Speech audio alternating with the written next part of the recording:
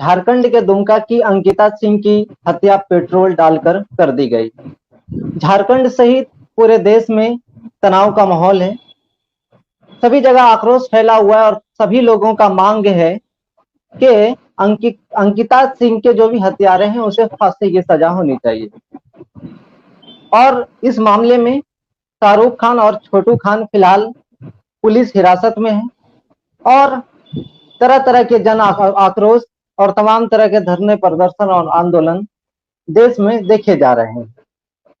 अंकिता सिंह की जब मृत्यु हुई, मृत्यु से पहले उनका एक वीडियो भी वायरल हुआ था जिसमें उन्होंने कहा कि शाहरुख खान मुझे जबरदस्ती प्यार करने का दबाव बना रहे थे और मैं जब नहीं मानी, मैंने जब अपने पेरेंट्स को बताया तो वो सुबह आते हैं और खिड़की से पेट्रोल छिड़क कर आग लगा देते हैं। ये तमाम तरह के बयान हमारे सामने आए थे, लेकिन इन तमाम सवालों के बावजूद हमारे सामने तरह तरह के सवाल उठ रहे हैं, चाहे वो सोशल साइट्स पर वायरल होने वाले फोटो हो या और भी तमाम चीजें जो अलग अलग सोशल साइट पर हमें दिख रही है। कहीं ना कहीं हमें इस आशंका में डालती है कि ये जो दावा किया जा रहा है कि ये प्यार एक तरफा प्यार था, ये कहां तक सही है। दूसरी बात कि अगर सचमुच प्यार एक तरफा था तो शाहरुख ने पेट्रोल छिड़क कर आग क्यों लगाया। उसके बाद एक और बात हमारे सामने आती है कि अगर शाहरुख ने आग लगाई, ये बातें मीडिया रिपोर्ट में तमाम तरह के न्यूज चैनल और प्रिंट मीडिया जो है वो तमाम लोगों ने दिखाया, लेकिन कहीं ना कहीं हमारे दिमाग में जो संदेह है, कहीं कहीं ऐसा भी हो सकता है कि उस जातिगत उस मतलब अलग अलग धर्मों के प्यार को देखकर अंकिता के जो पेरेंट्स उन्हें गुस्सा आ गया हो और वो गुस्सा में अपने बेटी पर पेट्रोल छिड़क कर आग लगा दिए। तीसरा सवाल एक और ये भी आ रहा है कि जब अंकिता बिल्कुल पूरी तरह से रांची के रिम्स अस्पताल में ठीक थी, उसका बेड पे बैठा हुआ फोटो भी वायरल हो रहा है, उस स्थिति में फिर उसकी अचानक मृत्यु क्यों हो जाती। ये तमाम सवालात हैं जो धीरे धीरे जैसे जैसे वक्त बीतेगा इन तमाम सवालात के जवाब भी हमारे सामने आएंगे।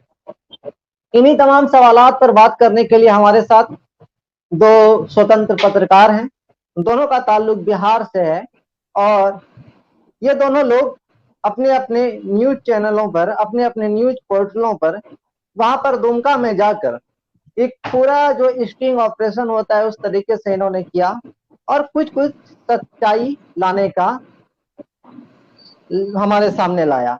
और उन्होंने यहाँ तक ही भी दावा कर दिया और उन्होंने तमाम बड़े बड़े मीडिया हाउसेस को और प्रिंट मीडिया को चैलेंज भी कर दिया कि अगर आप कहते हैं कि ये प्यार एक तरफा है तो ये गलत है और हम आपसे डिबेट करने के लिए तैयार हैं क्योंकि हमारे पास प्रमाण है।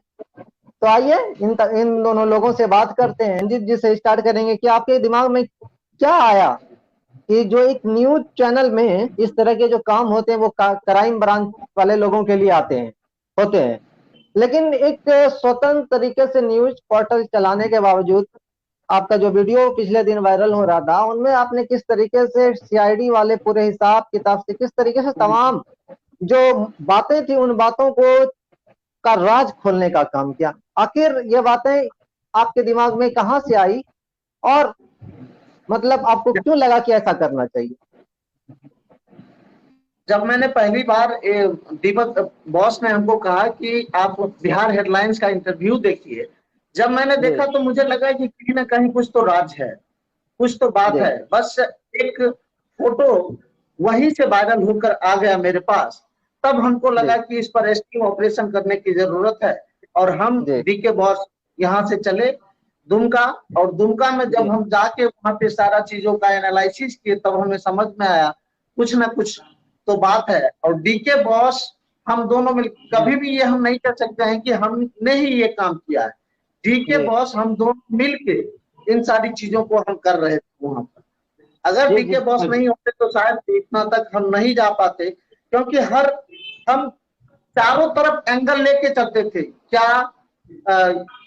क्या नाम है ये अंकिता को उसके पिता ने मारा, उसके पिता ने क्यों मारा, अंकिता को शाहरुख ने मारा, पिछले प्रेम प्रसंग है, क्या तीसरे की इंट्री हुई थी, या फिर कोई अन्य मामला है जो पीछे खींच रहा है, या फिर नेशनल मीडिया का प्रोपेगेंडा है। बहुत सारी चीजों को हम देख रहे थे, तो हमें लगा कि यहाँ पर स्टिंग ऑपरेशन और देश के सामने जो झूठ परोसा जा रहा है, नेशनल मीडिया, सारे अखबार हो या फिर नेशनल मीडिया के थ्रू, हम उसको पर्दाफाश करेंगे। और डीके बॉस ने मेरा साथ दिया और अच्छे से हम लोग पहुंचे वहां पर, दिखाए। दीपक जी, अब आपके पास आना चाहेंगे हम कि आपने साथ दिया, लेकिन आप जैसे ही गए वहां पे क्या क्या हुआ, एक तरफ से पूरी कहानी दोनों मिलकर हम चाहें कि हमें समझाएं। ये डीके बॉस बोलेंगे तो अच्छा लगेगा। तो सबसे पहले रंजीत जी को हम कहना चाहेंगे कि मैं कोई बॉस वॉस नहीं हूँ और बॉस कहने की जरूरत नहीं है, ठीक है। तो डीके दीपक कहें हमको अच्छा लगेगा, ठीक है। तो जब मैंने वहां गया, जब मैं दुमका गया, तो दुमका में जब अंकिता के घर पे गया तो घर का सिचुएशन देखा और मैं अलग अलग तरह का जो न्यूज देखा, उसमें एक चेहरा मुझे समझ में आया।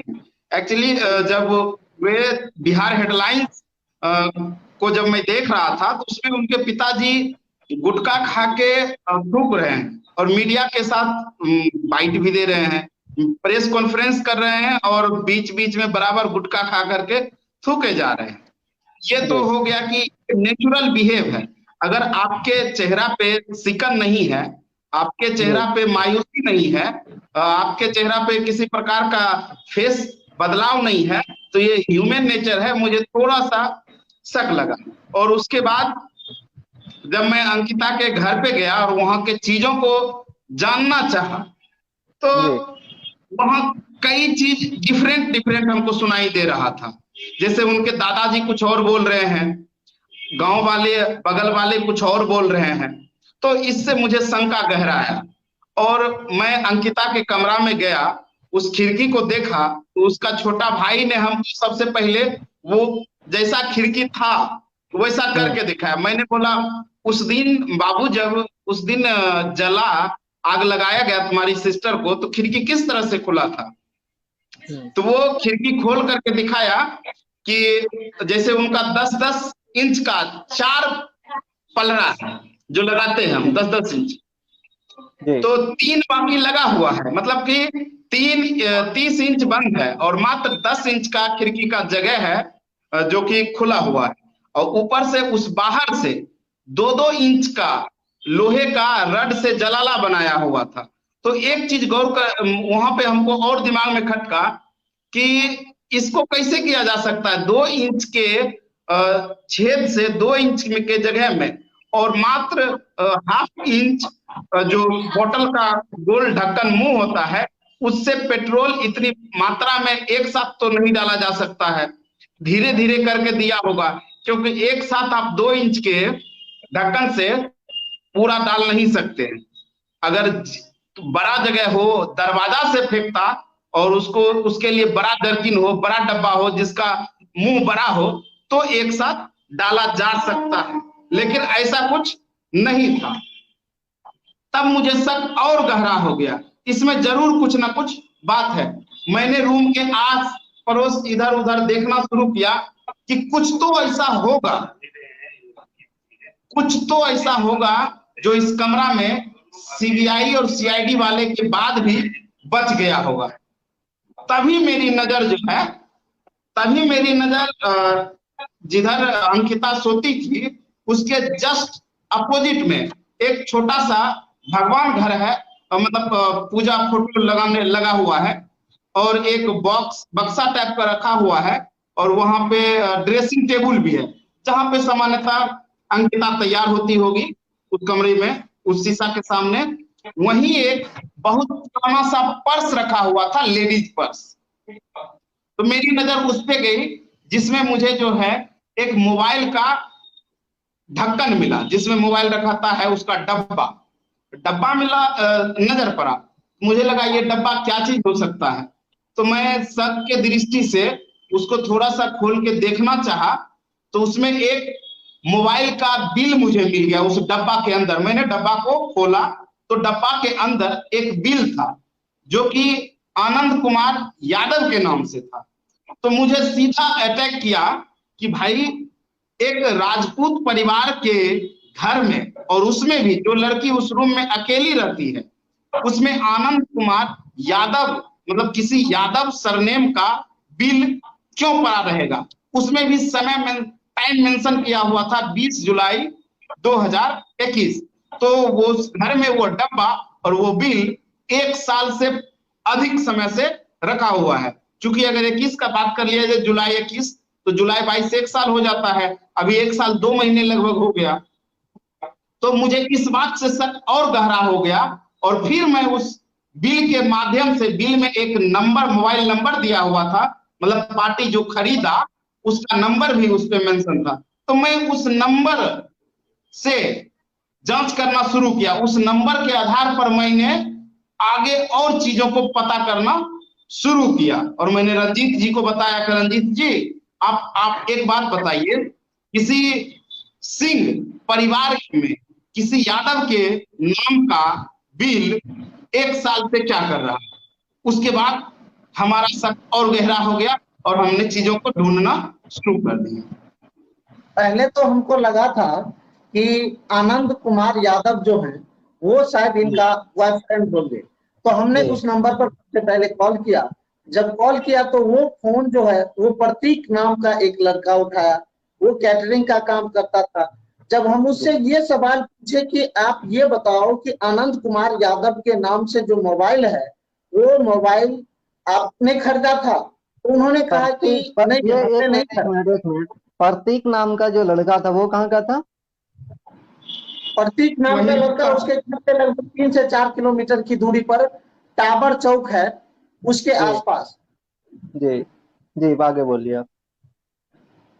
तो फिर वहां पे हमको शक थोड़ा सा ज्यादा हो गया था कि इसका मतलब है कि शायद प्रतीक से पहले मिला जाए। और जब हम प्रतीक से मिले तब डीके जी ने उनसे कुछ सवाल किया, कुछ मेरे भी सवाल थे।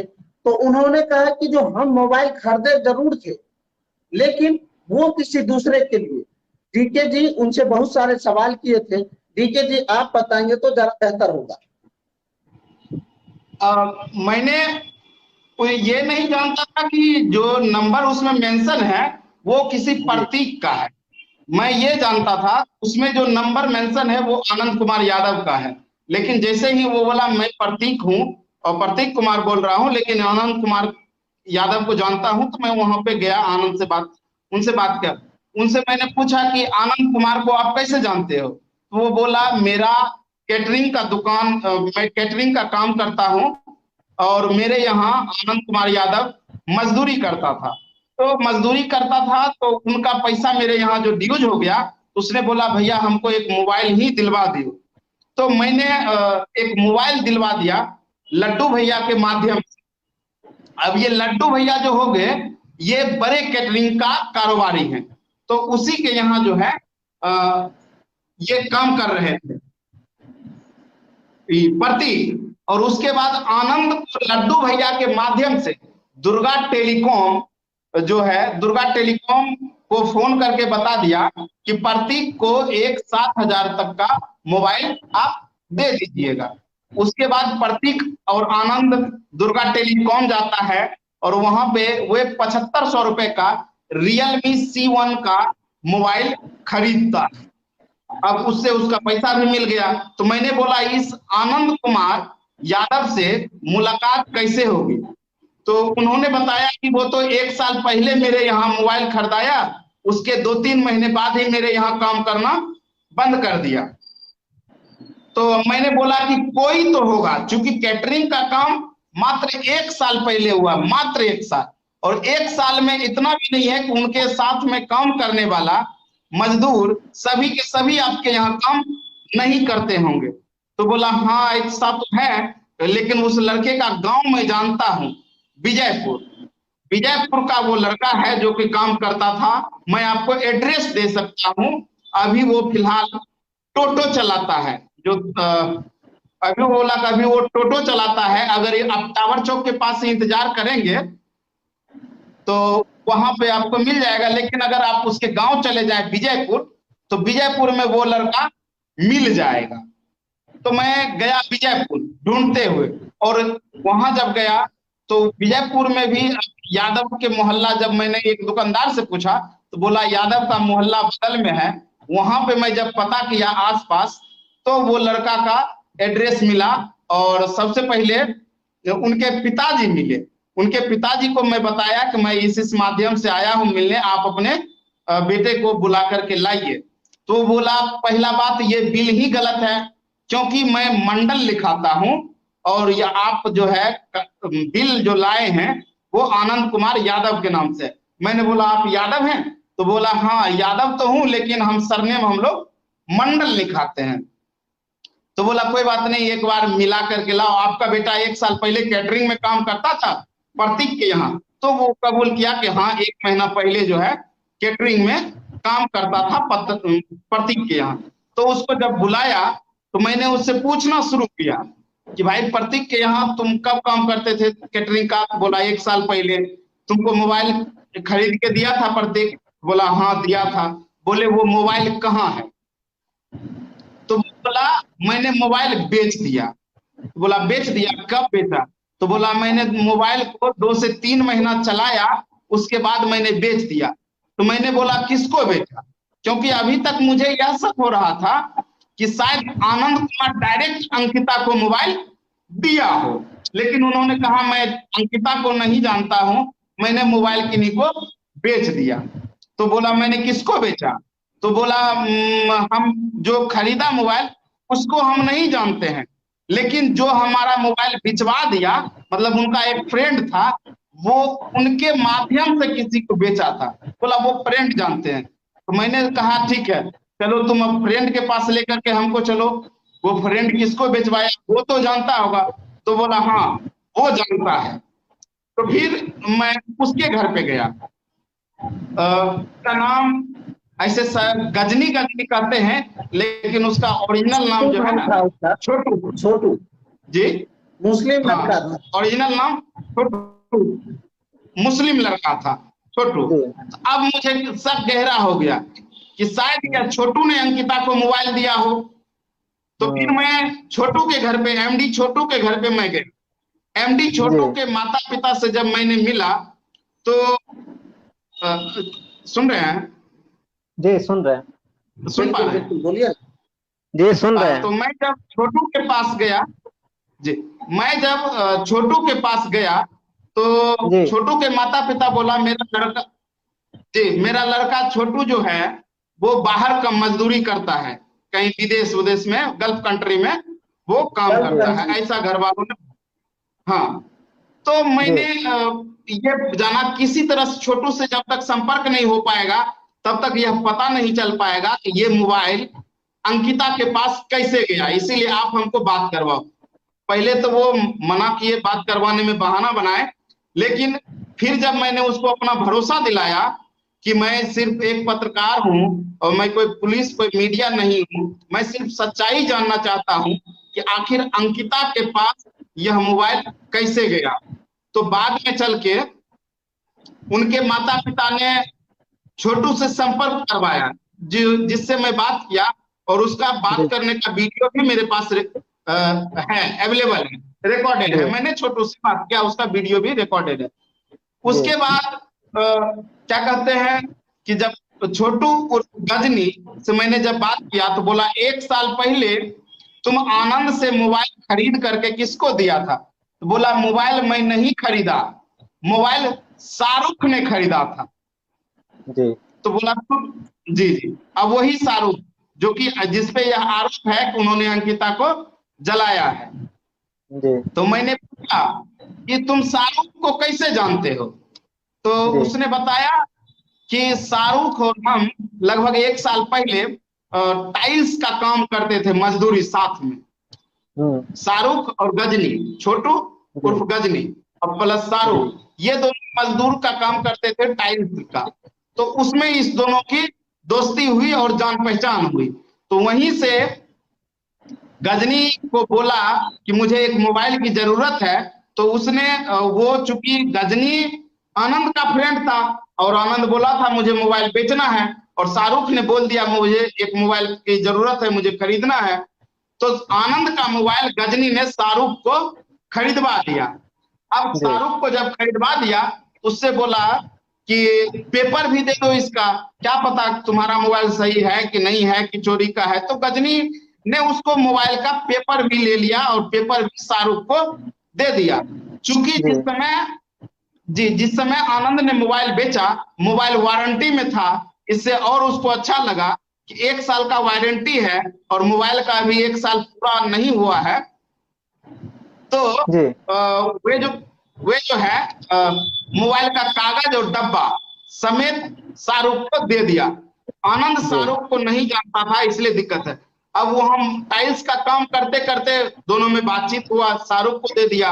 तब मैंने उससे पूछा, क्या तुम शाहरुख को जानते हो? तो शाहरुख तो दोस्त, क्या तुम अंकिता के बारे में कभी सुना है?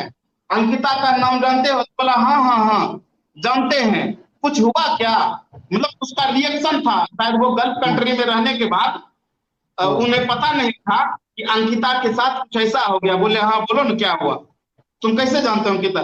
बोला शाहरुख ने मोबाइल खरीद के अंकिता को ही दिया था लगभग 1 साल पहले। तो एक बात साल यहाँ, पहले। हाँ, हम्म। तो बात जी तो यही स्पष्ट हो गई कि 1 साल पहले शाहरुख ने अंकिता को मोबाइल खरीद के दिया। तो इसका मतलब था कि शाहरुख को अंकिता 1 साल पहले से जानती थी और जी बातचीत होती थी उस दोनों में। जी मतलब यहाँ तक जो आपका पूरा ये स्टिंग ऑपरेशन था, तो ये बिल्कुल सही है। जी जी 100%, इस उसका एक एक जी एविडेंस मेरे पास है। जी तो मतलब अब ये जब ये साबित हो गया है कि 1 साल पहले से अफेयर है, मतलब जी कम से कम 1 साल का जी प्रूफ है आप लोगों के पास, उससे जी पहले भी जी हो जी ना हो ये बात की बात है।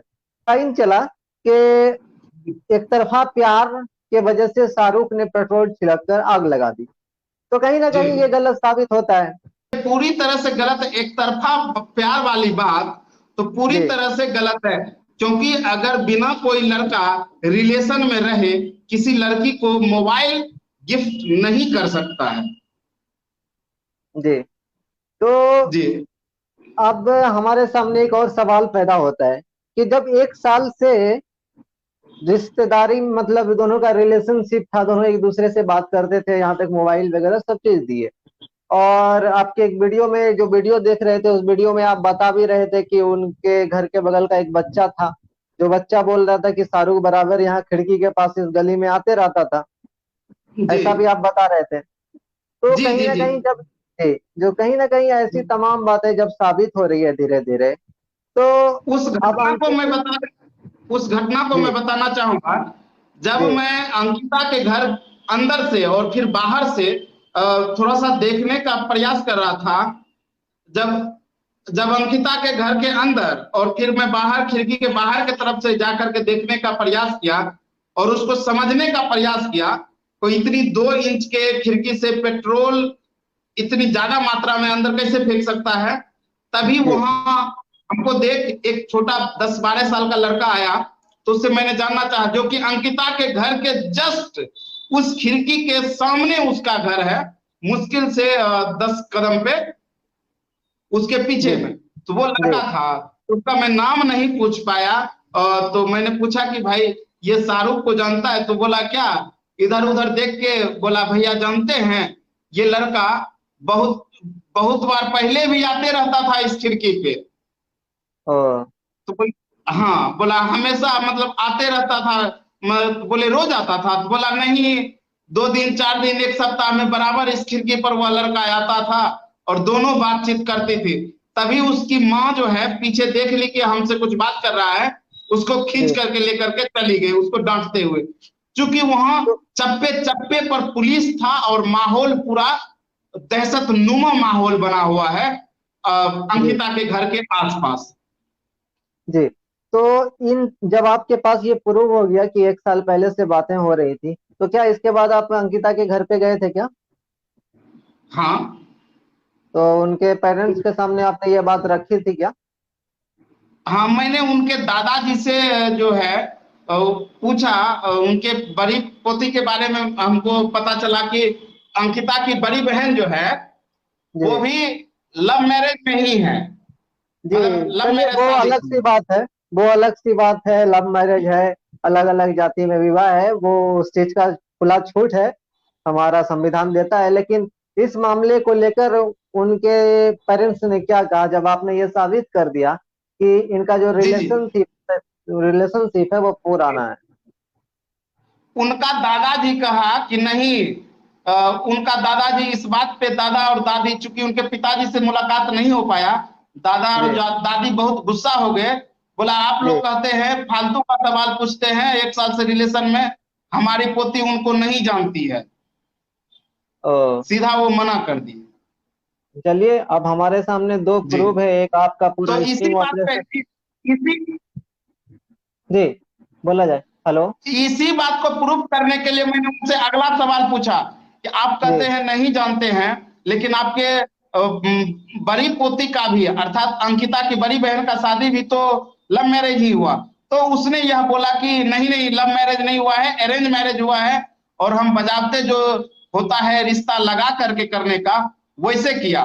तो फिर इस बात को भी मैंने जानने का जब चाहा, तो मैं शाहरुख के घर के पास गया।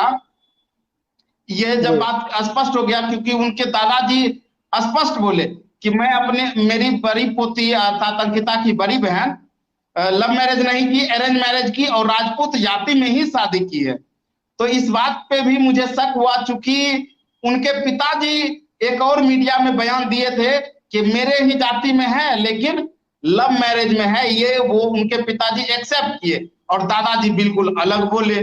तो हमको इस बात पे शक हुआ कि मैंने गांव में घूमना शुरू किया और पता करना शुरू किया, तो वहीं पता चला कि इनकी बड़ी पोती अंकिता की जी बड़ी बहन जी का शादी भी जो है लव मैरिज हुआ, और वो राजपूत जाति में नहीं बल्कि एक केवट जाति, जो अपने तरफ मल्लाह या मछुआरा जी कहते मल्ला। हैं, जी उनसे हुआ। जी। वो जो कि उनके दादाजी, जो लड़का से शादी हुआ, जीतू मुखिया हैं, जो जरवाडी पंचायत के ही रह चुके हैं मुखिया, उनके पोता के साथ शादी हुआ केवट जाति में। तो यहां भी उसका परिवार झूठ बोल रहा है, तो जाहिर सी बात है अंकिता के मामले में भी उनके दादाजी झूठ बोल रहे हैं कि शाहरुख को अंकिता नहीं जानते थे। चलिए आपका ये स्टिंग ऑपरेशन कहीं ना कहीं एक बात तो साबित कर देता है कि इसका जो रिलेशनशिप था वो 1 साल कम से कम पुराना था और दोनों एक दूसरे को पहले से जानते हैं। ये इस बात की गवाही सोशल साइट पर तमाम तरह के जो फोटोज वीडियोज वायरल हो रहे हैं वो भी दे रहे हैं।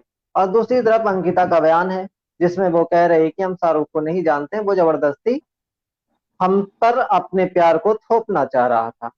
अब वक्त बीतता है, देखा जाएगा क्या होता है। लेकिन फिलहाल जो देश की स्थिति है, फिलहाल जिस तरीके से गोड्डा में सांप्रदायिक माहौल को क्रिएट किया, दुमका में सांप्रदायिक माहौल को क्रिएट किया जा रहा है, कहीं ना कहीं ये आप हम और तमाम लोगों के लिए खतरनाक है।